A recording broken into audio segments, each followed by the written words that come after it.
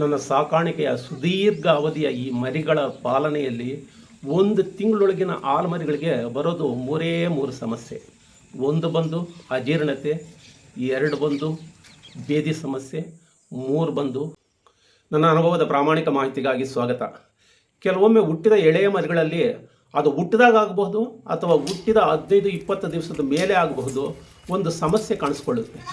ಏನು ಆ ಸಮಸ್ಯೆ ಅಂತಂದರೆ, ನಡೆಯುವಾಗ ಕಾಲನ್ನ ನೇರವಾಗಿಟ್ಟು ಈ ಥರ ಗೊರಸಿನ ಮೇಲೆ ನಡೆಯೋ ಬದಲು ಗೊರಸು ಮೇಲಿರುವಂತಹ ಕೀಲನ್ನ ಬಗ್ಗಿಸಿಬಿಟ್ಟು ಈ ಥರ ನೆಲಕ್ಕೆ ಹೊಂದಿಸಿ ಮನುಷ್ಯ ಪಾದ ಊರ್ತಾನೆ ನೋಡಿ, ಆ ಥರ ನಡೆಯೋಕ್ಕೆ ಪ್ರಾರಂಭ ಮಾಡುತ್ತೆ.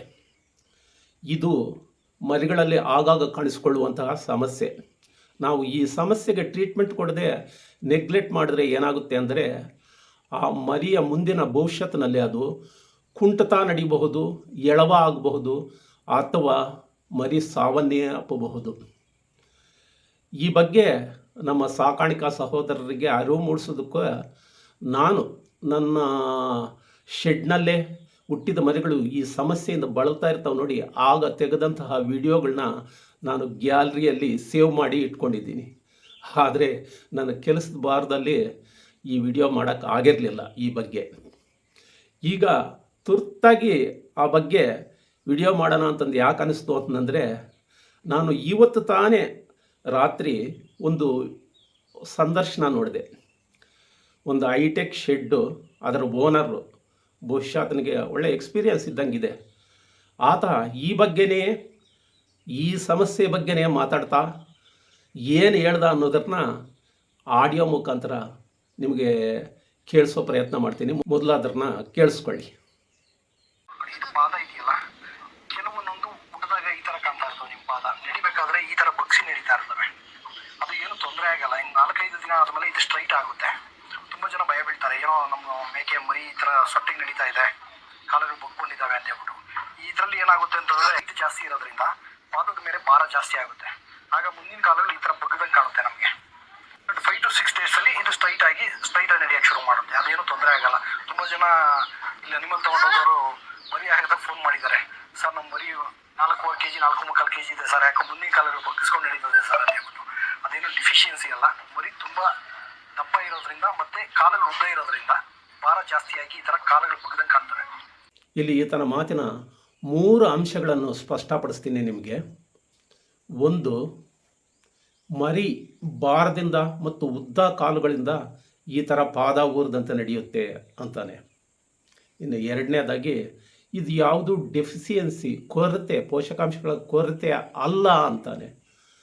ಇನ್ನು 3ನೇದಾಗಿ, ಇದಕ್ಕೇನು ಟ್ರೀಟ್ಮೆಂಟ್ ಬೇಕಾಗಿಲ್ಲ, 5-6 ದಿವಸಕ್ಕೆ ಆರಾಮಾಗಿ ಗೊರಸಿನ ಮೇಲೆ ನಡೆಯುತ್ತೆ ಅಂತಂದು ಹೇಳ್ತಾನೆ.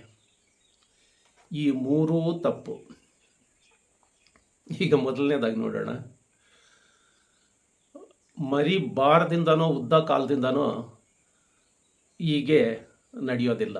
ಒಂದು ವೇಳೆ ಹುಟ್ಟಿದಾಗ ಅಷ್ಟೊಂದು ಬಲ ಇರೋದಿಲ್ಲ, ಆಗ ನಡೆಯುತ್ತೆ ಅಂತ ಅಂದ್ಕೊಂಡ್ರೂ ಕೂಡ 15-20 ದಿವಸದ ಮೇಲೆ ಕೂಡ ಹೀಗೆ ನಡೆಯುತ್ತೆ ಅಂತ ನಾನು ಆಗಲೇ ಸ್ಟಾರ್ಟಿಂಗ್ನಲ್ಲಿ ಹೇಳಿದ್ನಲ್ಲ, ಮತ್ತು ಅದಕ್ಕೇನು ಕಾರಣ ಆಗುತ್ತೆ. ಅದರಲ್ಲಿದ್ದ ಇದು ಸರಿಯಲ್ಲ. ಇನ್ನು 2ನೇದಾಗಿ, ಇದು ಯಾವುದೇ ಡೆಫಿಸಿಯನ್ಸ್ ಅಲ್ಲ ಅಂತಂದು ಹೇಳ್ತಾನೆ, ಅಂದರೆ ಪೋಷಕಾಂಶದ ಕೊರತೆ ಅಲ್ಲ ಅಂತಂದು. ಖಂಡಿತ ಇದು ಒಂದು ಪೋಷಕಾಂಶದ ಕೊರತೆಯಿಂದ ಈ ಥರ ತೊಂದರೆ ಕಾಣಿಸುತ್ತೆ.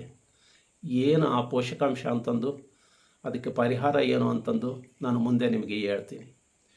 ಇನ್ನು 3ನೇದಾಗಿ, ಇದಕ್ಕೇನು ಟ್ರೀಟ್ಮೆಂಟ್ ಬೇಕಾಗಿಲ್ಲ, 5-6 ದಿವಸಕ್ಕೆಲ್ಲ ಆರಾಮಾಗಿ ಚೆನ್ನಾಗಿ ನಡೆಯುತ್ತೆ ಅಂತಂದು ಹೇಳ್ತಾನೆ. ಇರ್ಬೋದು. ಮುಂದೆ ಇದು ಈ ಕುಡಿತಾ ಇರುವಂತಹ ಹಾಲಿನಲ್ಲಿ ಸಿಗುವಂಥ ಪೋಷಕಾಂಶಗಳಿಂದ ಮತ್ತು ಆಹಾರದಿಂದ ಇದು ಆ ಕೊರತೆನ ತಂತಾನೇ ನೀಗಿಸ್ಕೊಂಡು ಚೆನ್ನಾಗಿ ನಡೆಯುವಂತಹ ಅವಕಾಶ ಇದೆ. ಆದರೆ ಎಷ್ಟೋ ಸತಿ ಇದು ಕುಂಟಕ್ಕೆ ಬಿದ್ದು ಮುಂದೆ ಭವಿಷ್ಯತ್ತಿನಲ್ಲಿ ಬಹಳ ತೊಂದರೆ ಆಗುವಂತಹ ಮತ್ತು ಸಾವು ಕೂಡ ಸಂಭವಿಸುವಂತಹ ಅವಕಾಶ ಇದೆ. ಅದರಲ್ಲಿದ್ದ ಈ ಹೇಳಿಕೆ ಕೂಡ ತಪ್ಪು. ಈಗ ಇವೆಲ್ಲದರ ಬಗ್ಗೆ ನಾನು ಪರಿಹಾರದ ರೂಪದ ಮಾಹಿತಿ ನಿಮಗೆ ಕೊಡೋ ಪ್ರಯತ್ನ ಮಾಡ್ತೀನಿ. ನನ್ನ ಸಾಕಾಣಿಕೆಯ ಸುದೀರ್ಘ ಅವಧಿಯ ಈ ಮರಿಗಳ ಪಾಲನೆಯಲ್ಲಿ 1 ತಿಂಗಳೊಳಗಿನ ಆಲ್ಮರಿಗಳಿಗೆ ಬರೋದು 3 ಸಮಸ್ಯೆ. 1 ಬಂದು ಅಜೀರ್ಣತೆ, 2 ಬಂದು ಬೇದಿ ಸಮಸ್ಯೆ, 3 ಬಂದು ಕ್ಯಾಲ್ಸಿಯಂ ಕೊರತೆ. ಕ್ಯಾಲ್ಸಿಯಂ ಕೊರತೆ ಆದಾಗ 2 ಲಕ್ಷಣ ಕಾಣಿಸುತ್ತೆ. 1 ಬಂದು ಮರಿ ಕುಡಿಯೋದನ್ನ ಕ್ರಮೇಣ ಕಡಿಮೆ ಮಾಡ್ತಾ ಮಾಡ್ತಾ ಮಾಡ್ತಾ ಸಪ್ಪೆ ಬೀಳುತ್ತೆ. ನಾವು ಆಗಲೂ ಈ ಕ್ಯಾಲ್ಸಿಯಂ ಕೊಡಲಿಲ್ಲ ಅಂತಂದರೆ ಸಾವು ಕೂಡ ಸಂಭವಿಸ್ಬೋದು. ಇನ್ನು 2ನೇದಾಗಿ ಈ ಗೊರಸಿನ ಮೇಲೆ ನಡಿದಂಗೆ ಪಾದದ ಥರ ನಡೆಯೋಕ್ಕೆ ಶುರು ಮಾಡಿದಾಗಲೇ ನಾವು ಅದನ್ನು ಅರ್ಥ ಮಾಡ್ಕೋಬೇಕು, ಇದಕ್ಕೆ ಕ್ಯಾಲ್ಸಿಯಂ ಕೊರತೆ ಆಗಿದೆ ಅಂತಂದು. ನಾವೇನಾದರೂ ಈ ಕ್ಯಾಲ್ಸಿಯಮನ್ನು ಈ ಟೈಮ್ನಲ್ಲಿ ಕೊಡಲಿಲ್ಲ ಅಂತಂದರೆ ಅದು ಈ ಸಮಸ್ಯೆ ಇನ್ನಷ್ಟು ಹೆಚ್ಚಾಗಿಬಿಡುತ್ತೆ. ಸ್ವಲ್ಪ ತಂತಾನೇ ಸರಿ ಹೋಗ್ಬೋದು ಅಂತಂದು ಈ ಆಡಿಯೋದಲ್ಲಿ ಏನು ಕೇಳಿದ್ದೀವಿ ಆ ಥರ ತಂತಾನೇ ಸರಿ ಹೋಗೋದಿಲ್ಲ.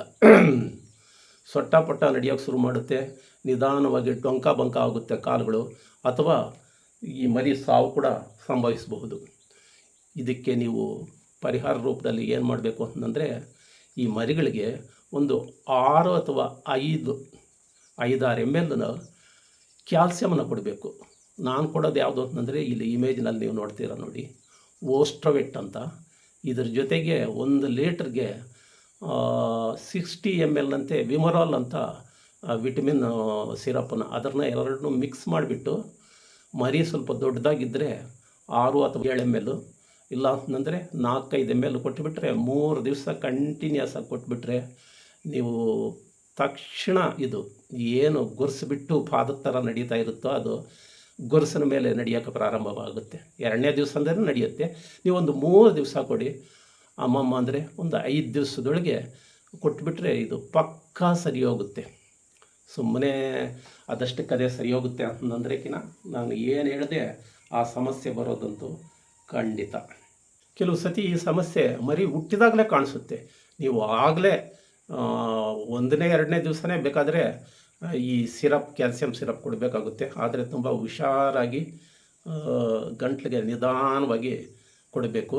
ಬರೀ ಅದನ್ನೇ ಕೊಡೋ ಬದಲು ಅದ್ರ ಜೊತೆಗೆ ನೀವು ಏನು 4-5 ml ಅಂತಂದು ಹೇಳಿದೆ, ಆ 4-5 ml ಜೊತೆಗೆ ಇನ್ನು ಅಷ್ಟೇ 4-5 ml ತಾಯಿ ಹಾಲನ್ನ ಬೆರೆಸಿಬಿಟ್ಟು ನಿಧಾನವಾಗಿ ಗಂಟ್ಲು ಕೊಡಬೇಕು. ಇನ್ನು ಕೆಲವು ಸತಿ ಮರಿ ಹುಟ್ಟಿದಾಗ ಚೆನ್ನಾಗೇ ಇರುತ್ತೆ. ನೀವು ಈಗ ನನ್ನದೇ ಸ್ವಂತ ಮೇಕೆದ ಈ ವಿಡಿಯೋದಲ್ಲಿ ನೋಡಿ, ಹುಟ್ಟಿದಾಗ ಚೆನ್ನಾಗೇ ಗೊರಸಿನ ಮೇಲೆ ನಡೀತಾ ಇದೆ ನೋಡಿ. ಆದರೆ ಬರ್ತಾ ಬರ್ತಾ ಸುಮಾರು 20-25 ದಿವಸಕ್ಕೆ ಈ ಸಮಸ್ಯೆ ಕಾಣಿಸ್ಕೊಳ್ತು. ಸಮಸ್ಯೆ ಕಾಣಿಸ್ಕೊಂಡು ನಾನು ಕೇವಲ ಒಂದು 2 ದಿವಸ ಈ ಕ್ಯಾಲ್ಸಿಯಂ ಕೊಡ್ತಿದ್ದಂಗೆ ಮತ್ತೆ ಗೊರಸಿನ ಮೇಲೆ ನಡೀತಾ ಇದೆ. ಅದು ಅಲ್ಲದೆ ಈ ಸಮಸ್ಯೆ ಬಂದು ಅದು ಪಾದ ಥರ ನಡೆಯೋವಾಗೆ ಸುಸ್ತಾದಂಗೆ ಪದೇ ಪದೇ ಈ ಮರಿ ಮಲಗ್ತಾ ಇದೆ. ನೀವು ಈ ವಿಡಿಯೋದಲ್ಲಿ ಗಮನಿಸ್ಬೋದು, 2 ಮರಿಗಳಿದ್ದಾವೆ. ಒಂದಕ್ಕೆ ಮಾತ್ರ ಈ ಸಮಸ್ಯೆ ಕಾಣಿಸ್ಕೊಂಡಿದೆ, ಇನ್ನೊಂದಕ್ಕಿಲ್ಲ. ಈ ಹಣೆ ಮೇಲೆ ಬಿಳಿ ಚುಕ್ಕೆ ಇದೆ ನೋಡಿ, ಅದಕ್ಕೆ ಈ ಸಮಸ್ಯೆ ಕಾಣಿಸ್ಕೊಂಡಿದೆ. ಇನ್ನೊಂದು ಆ್ಯಕ್ಟಿವ್ ಆಗೇ ಇದೆ. ಹಂಗಂತಂದು ನೀವು ಕೇವಲ ಸಮಸ್ಯೆ ಕಾಣಿಸ್ಕೊಂಡಿರೋದಕ್ಕೆ ಮಾತ್ರ ಕೊಟ್ಟು ಸುಮ್ಮನೆ ಆಗಬೇಡಿ, 2 ಮರಿಗೂ ಕೊಡಿ. ಯಾಕೆಂದರೆ ಇವತ್ತು ಇದಕ್ಕೆ ಸಮಸ್ಯೆ ಕಾಣಿಸ್ಕೊಂಡಿದೆ, ಇದಕ್ಕೆ ಮಾತ್ರ ಕೊಟ್ಟು ಸುಮ್ಮನೆ ಆಗಿಬಿಟ್ರೆ ನಾಳೆ ಅದಕ್ಕೂ ಸಮಸ್ಯೆ ಕಾಣಿಸ್ಕೋಬೋದು. ಅದರಲ್ಲಿದ್ದ 2ಕ್ಕೂ ಒಂದು 3 ದಿವಸ 4 ದಿವಸ 6 ml ನನಗೆ ಕೊಟ್ಬಿಟ್ರೆ ಅದು ಓಕೆ ಆಗಿಬಿಡುತ್ತೆ. ಮತ್ತೆ ಕೂಡ ಮುನ್ನೆಚ್ಚರಿಕೆ ರೀತಿಯಲ್ಲಿ ಆಗಾಗ ಕ್ಯಾಲ್ಸಿಯಮ್ನ ಒಂದು 3 ದಿವಸ 5-6 ml ಕೊಡೋದು ಬಹಳ ಉತ್ತಮ. ಈ ಸಮಸ್ಯೆ ಬರ್ದಂಗೆ ಇರುತ್ತೆ. ಮುಂದೆ ಮರಿ ಸೊಟ್ಟಪಟ್ಟ ಕಾಲಗಳಾಗ್ದಂಗೆ ಆರೋಗ್ಯಪೂರ್ಣವಾಗಿ ಬೆಳೆಯೋದಕ್ಕೆ ಒಂದು ಅವಕಾಶ ಆಗುತ್ತೆ. ಇದು ನನಗೆ ಸ್ಪಷ್ಟವಾದ ಸಮಸ್ಯೆಯ ಪರಿಹಾರ ಅಂತಂದು ಗೊತ್ತಿರೋದ್ರಲ್ಲಿದ್ದ ನಾನು ಹೇಳ್ತಾ ಇದ್ದೀನಿ. ಖಂಡಿತ ಯಾರೇ ಸಾಕಾಣಿಕೆದಾರರಿದ್ದರೂ ಈ ಮುನ್ನೆಚ್ಚರಿಕೆ ತೆಗೆದುಕೊಳ್ಳಿ. ಒಂದು ವೇಳೆ ಸೊಟ್ಟಪಟ್ಟ ಆಗೋಕ್ಕೆ ಮೊದಲೇ ಕೂಡ ಆಗಾಗ ಕ್ಯಾಲ್ಸಿಯಂ ಕೊರತೆ ಬರ್ದಂಗೆ ನಾವು ಮುನ್ನೆಚ್ಚರಿಕೆ ರೀತಿಯಲ್ಲಿ ತಿಂಗಳಿಗೊಮ್ಮೆ ಒಂದು 5-6 ml ಮರಿಗಳಿಗೆ ಎಲ್ಲದಕ್ಕೂ ಕೊಡ್ಬೋದು. ಅದರ ಜೊತೆಗೆ ಸ್ವಲ್ಪ ವಾಪಸ್ಕೊಳ್ತವೆ ಅನ್ನೋಂಗಿದ್ರೆಗೆ ನಾನು ಲಿವರ್ ಟಾನಿಕನ್ನು ಕೂಡ ಒಂದು 2-3 ml ಬೆರೆಸಿ ಕೊಡಬಹುದು. ನಾನಿಲ್ಲಿ ಒಂದು ಆಡಿಯೋ ಕೇಳಿಸಿ ವಿವರಣೆ ಕೊಟ್ಟಿದ್ದು ಆತನ ಈಗಳಿಬೇಕು, ನಾನು ಪ್ರವೀಣ ಅಂತ ತೋರಿಸ್ಕೋಬೇಕು ಅಂತಂದು ಅಲ್ಲ. ನಾವ್ಯಾರೂ ಪರಿಪೂರ್ಣರಲ್ಲ. ಆದರೆ ಗೊತ್ತಿರುವಂತಹ ಒಂದು ವಿಚಾರನ ನಿಮಗೆ ಮನಮುಟ್ಟೋ ಥರ ಹೇಳ್ಬೇಕು ಅಂತಂದರೆ ಇಂಥ ಒಂದು ಉದಾಹರಣೆ ಕೊಟ್ಟೆ. ಹೇಳ್ಬೇಕು ಅಂತಂದರೆ ನಾನು ಏನು ಆ ಆಡಿಯೋದಲ್ಲಿ ಕೇಳಿಸಿದೆ, ಆತ ಆ ಶೆಡ್ನ ಓನರ್ ಅಲ್ಲ, ಡಾಕ್ಟ್ರು ಏನೋ ಅಂತ ಅಂದ್ಕೊಂಡು ಬಿಟ್ಟೆ. ಯಾಕೆ ಅಂದರೆ ಆ ರೀತಿಯಲ್ಲಿ ಆತ ಒಂದು ಆಹಾರದ ಬಗ್ಗೆ ಆಗಲಿ, ಪೋಷಕಾಂಶಗಳ ಬಗ್ಗೆ ಆಗಲಿ, ವ್ಯಾಕ್ಸಿನ್ ಬಗ್ಗೆ ಆಗಲಿ, ಔಷಧಿ ಬಗ್ಗೆ ಆಗಲಿ ತುಂಬ ಪರಿಣಿತವಾಗಿ ವಿವರಣೆ ಕೊಡ್ತಾ ಇದ್ದ. ಅವೆಲ್ಲ ಸತ್ಯ ಅಂತಂದು ಒಪ್ಪೋಣ.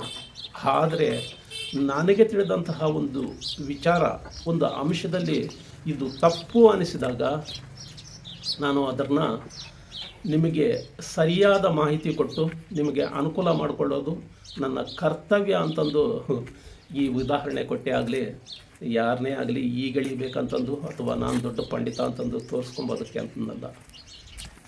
ಬ್ರೀಡಿಂಗ್ ಮಾಡುವಂತಹ ನಮ್ಮ ಸಾಕಾಣಿಕೆದಾರರಿಗೆ ಯಾರಿಗಾದರೂ ಈ ಸಮಸ್ಯೆ ಕಾಣಿಸ್ಕೊಂಡಿದ್ರೆ ತಕ್ಷಣ ಇದನ್ನು ನೆಗ್ಲೆಕ್ಟ್ ಮಾಡ್ದಂಗೆ ನಾನು ಏನು ಹೇಳಿದೆ ಆ ಥರ ಒಂದು 5-6 ml ಕ್ಯಾಲ್ಸಿಯಮ್ನ ಒಂದು 3-4 ದಿನ ಕೊಡಿ. 1ನೇ ದಿವಸ 2ನೇ ದಿವಸಕ್ಕೆ ಆಗಲೇ ನಿಮಗೆ ಗುಣ ಆಗುತ್ತೆ ಅನ್ನೋದನ್ನು ನೀವೇ ನೋಡ್ತೀರಾ ಅಂತ ಹೇಳ್ತಾ, ಈ ವಿಡಿಯೋ ಇಷ್ಟ ಆಗಿದ್ದರೆ ಲೈಕ್ ಮಾಡಿ. ಈ ಸಮಸ್ಯೆ ಬಗ್ಗೆ ನಾನು ಕೊಟ್ಟಂತಹ ಈ ಮಾಹಿತಿ ಏನಿದೆ ಇದ್ರ ಬಗ್ಗೆ ನಿಮ್ಮ ಆಕ್ಷೇಪ ಆಗಲಿ, ನಿಮ್ಮ ಪ್ರಶಂಸೆ ಆಗಲಿ ಏನಿದ್ರೂ ಕೂಡ ಕಾಮೆಂಟ್ಗಳಲ್ಲಿ ತಿಳಿಸಿ ಅಂತ ಹೇಳ್ತಾ ನಮಸ್ಕಾರ.